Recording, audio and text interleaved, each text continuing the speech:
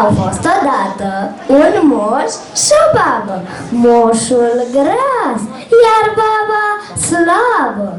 N-aveau nici nepoți și nici socoți. Într-o zi în șoarece, moșul a prins un șoarece. La o supărare mare era gata să-l omoare. Dar baba mai miloasă l-a oprit copil în casă. Bucuros că are un fiu, moș a cumpărat rachiu. Să nu-l roadă vreo pisică, i-a pus numele de Tică. Dar să știți voi, dragii mei, Tică avea un obicei. Pe întuneric, pe lumină, sub sacul cu făină. Baba ia din sac făină și gătește o mămăligă. Moșul iese în prag și strigă: Tică! Tică! Hai că cina e gata! Hai ca să mănânci cu tata! Și tot strigă! Și tot strigă!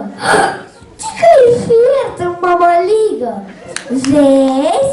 Năravul de la fire nu mai are lecuire.